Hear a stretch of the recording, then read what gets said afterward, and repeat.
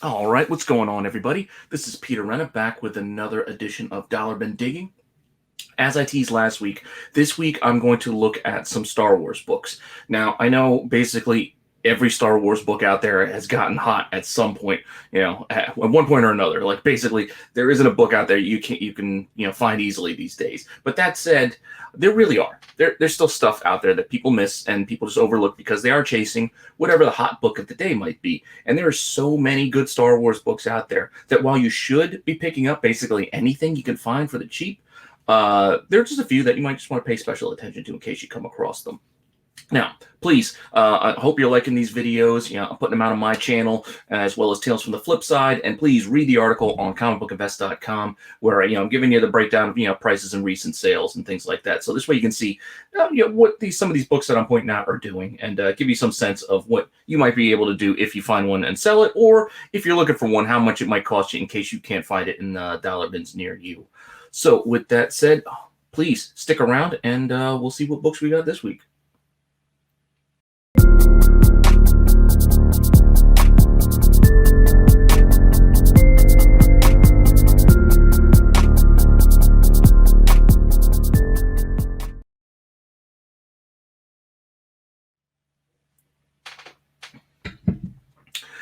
All right, so first up, I'm going to kind of look at these books, in different kind of categories almost. And the first one is I'm kind of looking at a character just to kind of keep an eye on. And this one is first one I want to look at is Darth Krayt, whom you can see right here. Very interesting look to him, a pretty awesome, Sith. This is a guy that has a ton of potential, and there is a slight tie to the upcoming High Republic Adventures book, where you can see there's a character that has a similar, Krayt mask, mask that Krayt has on here. That maybe there's a tie in there somewhere.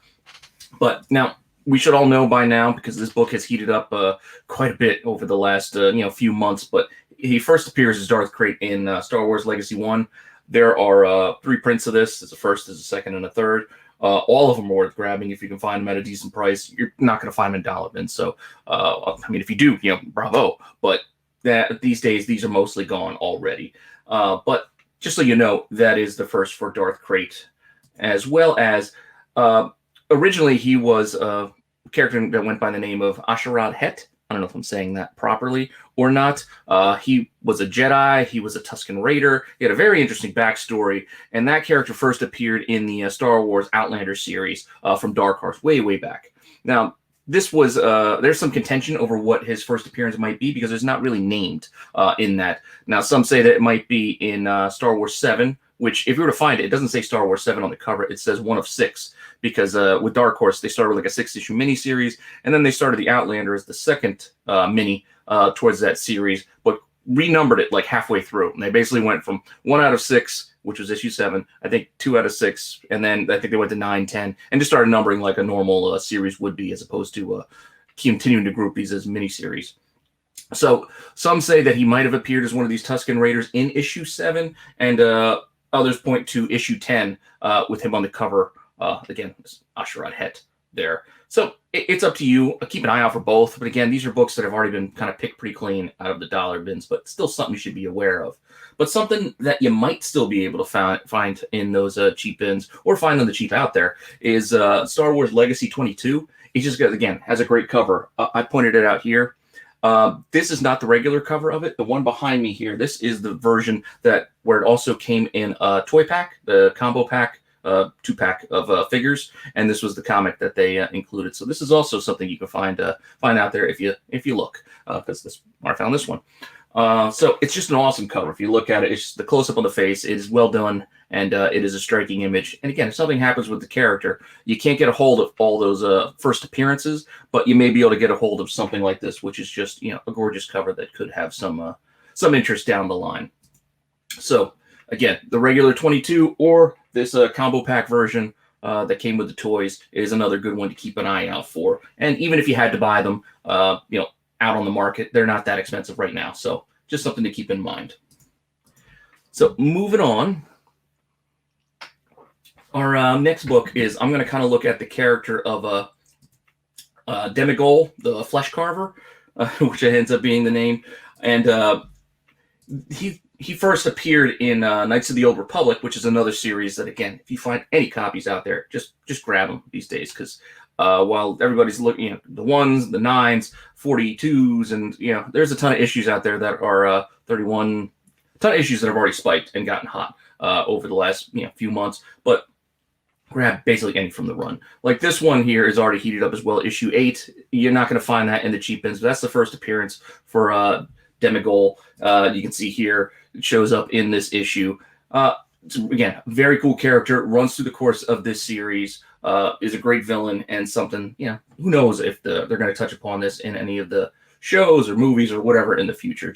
But it is still a very cool character, and Star Wars collectors are different than most other collectors. So just the basis on the stories in the comics alone, characters that are popular continue to remain collectible as time goes on. I mean, you look at a lot of these books that have heated up. There's no rumors. There's no mention of any of these characters showing up, but these things are still desirable to the true Star Wars fans out there. So as I noted, another thing to kind of look out for in a book that's kind of gotten hot like semi-recently, and this is the issue 48, which has a gorgeous cover with Demagol on the cover, and definitely one to pick up. I know I was grabbing this for the cheap months back just because I liked the cover. I saw it was kind of cool and figured, I'd just grab it when I saw it. So, and that one started to heat up as of late. But the one that was hot, and I feel like it's kind of cooled down again recently, is the final issue of the series, which is issue 50.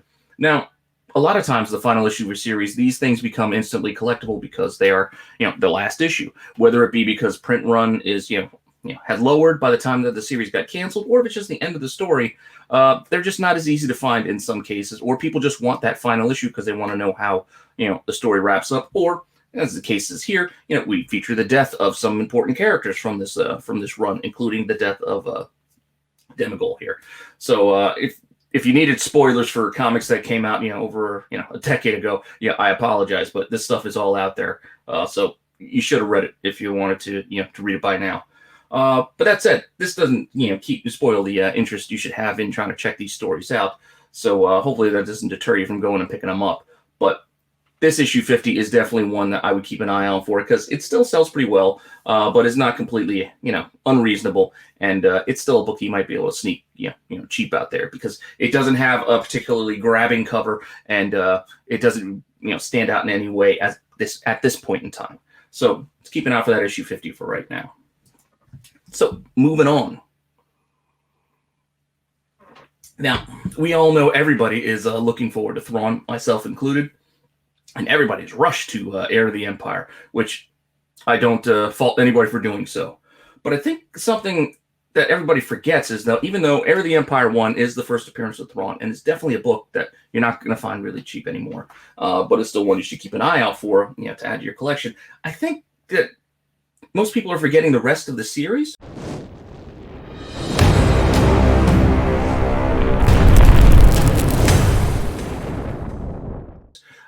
I know issue 4 of that series has started to heat up because of the Mara Jade kind of like talk and rumors, and this is I think her first cover. So this book has gotten hot lately, within like the last month or so, the Heir to the Empire issue 4.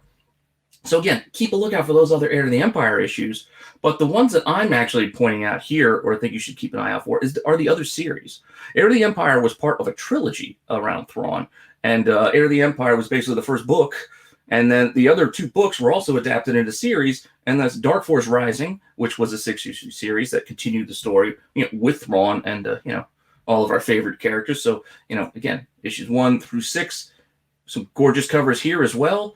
But and then there's also The Last Command, which is the final book in that series as well. Again, another miniseries that ran 6 issues, 1 through 6. So keep an eye out for those issues, because I see those a lot out there for cheap. You can sometimes find them in collected, bundled up at some shops too, where you might, pay, $10-15 maybe for all 6 issues, which again, I know it's not dollar bin technically, but that's still relatively cheap, all things considered. So if you can get like an entire mini like this for that kind of price, I'd recommend you just scooping it up now and just tucking it away, because even if it doesn't get adapted into anything like that, it's still a worthwhile read. And it's just something good to have in your collection. So, again, just keep an eye out for the Dark Force Rising and the Last Command minis as well, because while everybody's looking at Heir of the Empire, everybody, I think, forgets about the other 2 minis, along the way.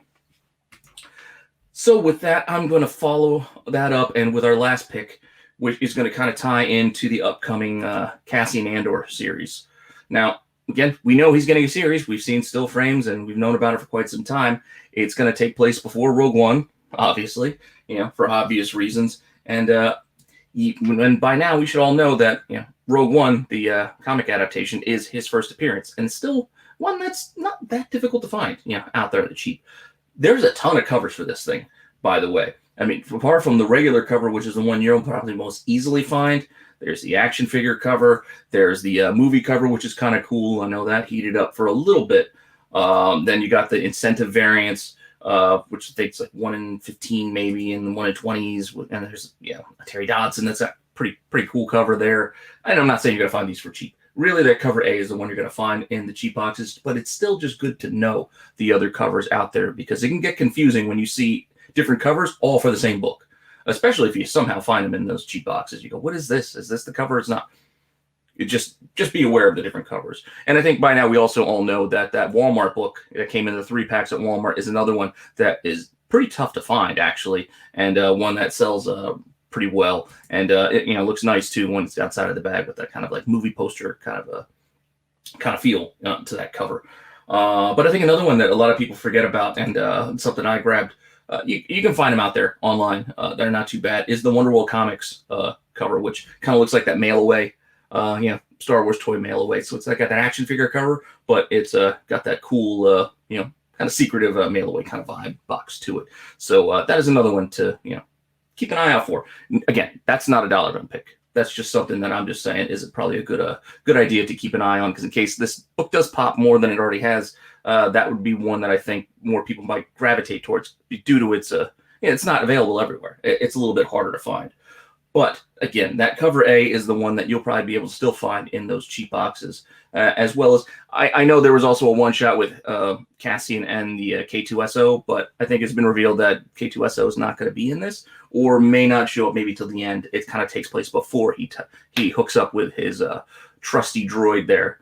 But that's still another one that's out there, because those books were produced at a time where Star Wars isn't where it's at now, but yet Marvel was really producing a lot of issues. They were producing a lot of content, and a lot of shops were just getting filled with a lot of these back issues, and they've just been filling those cheap ends for a while now. And now books like the Mace Windu series and the Kanans and what have you, they're all kind of getting hot for issues, random issues here and there, and it's causing everybody to go back into those boxes for the cheap bins to find these Star Wars books. But these are just a few that you still might be able to find out there. So, just keep an eye out for them. So hopefully you like this, and hopefully we do something else fun next week. I'm not sure what I'm going to cover next. And if you are watching this on my channel, stick around during the credits, and I got a couple of more honorable mentions for you. But otherwise, I will see you guys all next week.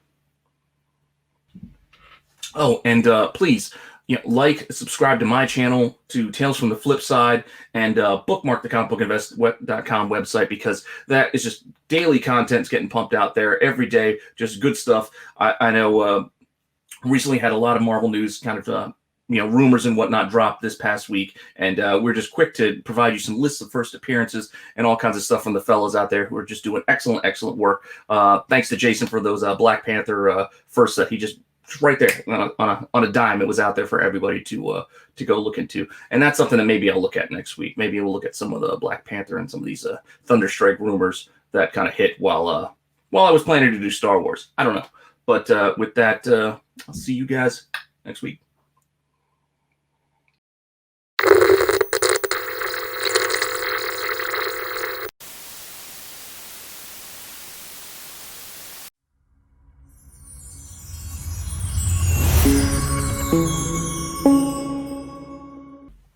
All right, well, thanks for sticking around for just a couple of honorable mentions. I didn't want to put these into the main list, even though they're still out there in those cheap boxes. I mentioned these before in a dollar bin article, so I don't want to draw from the well completely again. And even though I didn't film a video to talk about these things, I did have them in the article, months and months ago.